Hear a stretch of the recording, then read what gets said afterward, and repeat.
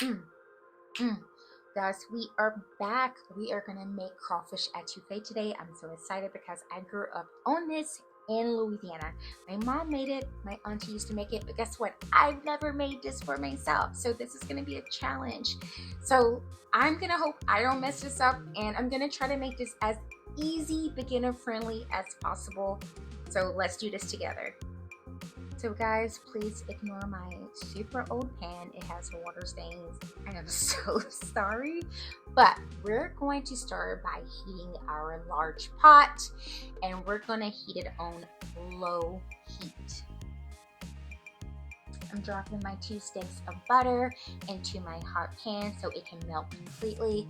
And if you're like, oh my god, there's so much butter, I mean, if you want to go with 1 stick of butter, you definitely can, but trust me, the 2 sticks of butter is definitely needed.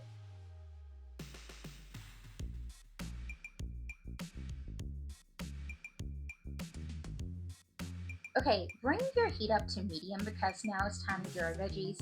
I've already actually pre-cut these, but this is a white onion, about 4 stalks of celery, and a half of a green bell pepper. You can use 1 full green bell pepper or any color bell pepper to your pleasing. Just dice it up really tiny and go ahead and put it into your melted butter.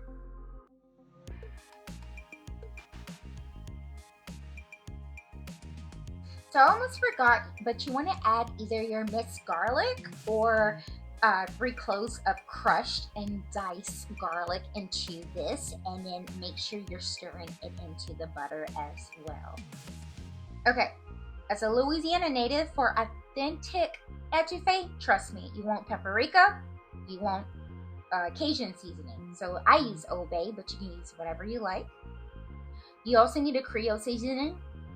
And also, I didn't have any, but definitely use cayenne pepper if you have it. If you use anything else, I'm sorry, it is not a real crawfish etouffee. I've seen people use other things, but I'm sorry, it's not authentic. Fight me.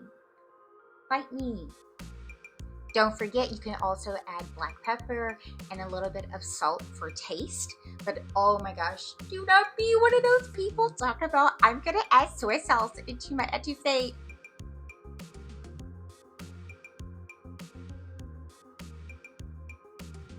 All right, we are going to now turn our stove down. I would say medium low to low. As you can see, I'm here pushing my veggies to the side because we are now going to add our flour. I'm using all-purpose flour. I would say for this, you probably don't want to use any type of alternative flour. Just good old all-purpose flour is going to make a real good crawfish etouffee. All right, so here I'm using 1/3 cup of my all-purpose flour. Guys, be really careful. You want to mix your flour really well. Flour can burn in this process, and I say you want to really do the mixture until it turns brown. About 30 to 40 minutes. Here I actually end up stirring mine about 30 minutes, and I did have a timer on just to like check myself. Also, you want to make sure you're pushing everything on the bottom of the pan just to make sure nothing is sticking. Trust me, that is a mixture that is going to be really good for this roux. You want everything in there, so don't be shy. Get everything from the bottom of the pan and just keep stirring. Alright guys, it is now time for us to put our seafood stock in. If you can find a low sodium seafood stock, of course, that would have been my preference because that's just how I am. I'm a little odd. But here only had a regular seafood stock. So we are going to now mix that into our sauce. Alright, so you're going to see that the sauce starts to brown a little bit because we put our seafood stock in. Do not freak out. That's actually really normal. And so you're just going to keep stirring this and keep stirring. You're going to add a little bit more seafood stock. Be very generous, guys. Don't pour the whole thing in there if you're using a store-bought brand. We're going to just go really slow with this, and we're going to keep going until it's creamy and blended smooth together.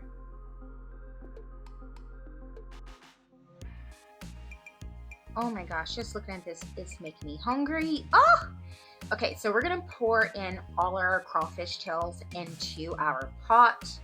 If you don't have like a seafood market, you can definitely just easily buy crawfish tails into a store. But if you do have a seafood market, definitely get your crawfish from there because it's going to be the best.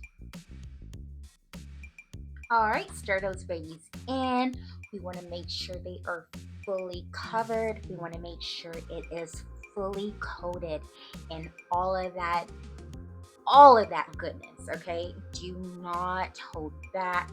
We're gonna actually add a little bit more seafood stock in this because the ideal is we want it creamy, okay? This is why I was saying be very generous with your seafood stock. This is what we want right here. This is the outcome we want, guys. Look at that. You can just smell it. You guys ready for a bowl? Because I know I am.